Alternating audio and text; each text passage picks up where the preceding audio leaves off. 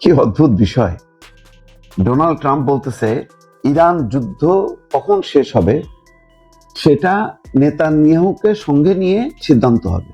তার মানে এখানে আর অন্য কেউ ফ্যাক্টর না। এই যে সংযুক্ত আরব আমিরাত, সৌদি আরব, কুয়েত, কাতার, এতগুলো দেশ যে জড়ায় গেল যুদ্ধে, তারা ক্ষতিগ্রস্ত হলো, তারা কেউ না।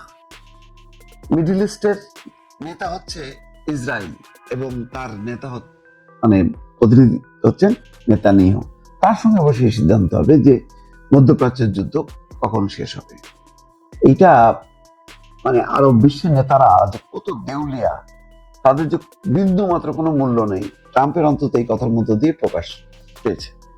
যে খবরটা এসছে সামনে সেটা হচ্ছে ট্রাম্প বলেছেন ইরানের সঙ্গে যুদ্ধ কখন শেষ হবে সেই সিদ্ধান্ত তিনি ইসরায়েলের প্রধানমন্ত্রী বেনিয়ামিন নেতানিয়াহুর সঙ্গে যৌথভাবে নেবেন।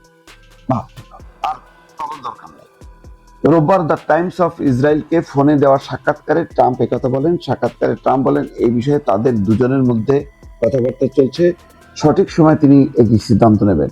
যুক্তরাষ্ট্র যদি হামলা বন্ধ করার সিদ্ধান্ত নেয় তখন ইসরায়েল একাই ইরানের বিরুদ্ধে যুদ্ধ চালিয়ে যেতে পারবে কিনা এমন প্রশ্ন ট্রাম্পকে করা হয়, তবে তিনি সেই সম্ভাবনা নিয়ে আলোচনা করতে অস্বীকৃতি জানান। তিনি বলেন আমার মনে হয় না সেটি প্রয়োজন হবে।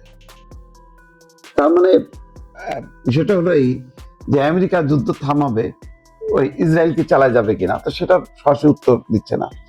আসলে এটা তো পরিষ্কার আরব নেতারা দেউলিয়া, তাদের কোনো গুরুত্ব নেই ট্রাম্পের কাছে, নেতানিয়াহুর কাছে, সব সত্য। কিন্তু এই যুদ্ধ চালায় আসলে কোনো ফায়দা হয়নি।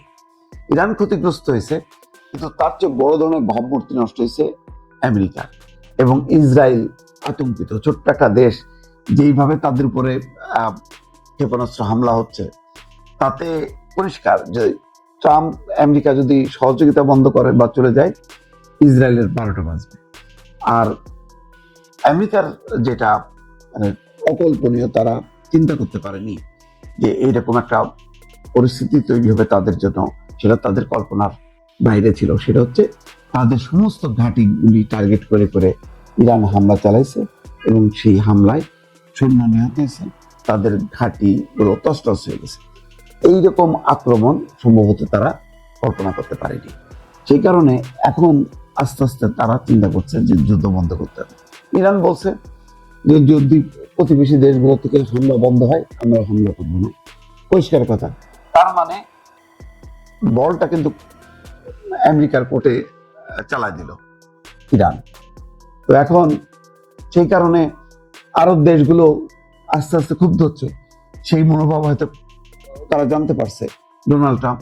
সেই কারণে এখন ট্রাম্প ওই যুদ্ধ বন্ধের দিকেই চলে যাচ্ছে। এখন কিভাবে যাবে সে তো আর একা মানে গেলে আরো অসম্মানিত হবে, এই জন্য একটা কলা কৌশল খুঁজতেছে যে নেতানিয়াহুর সঙ্গে বসে সিদ্ধান্ত নেব, যৌথভাবে আমরা এই সিদ্ধান্ত নেব।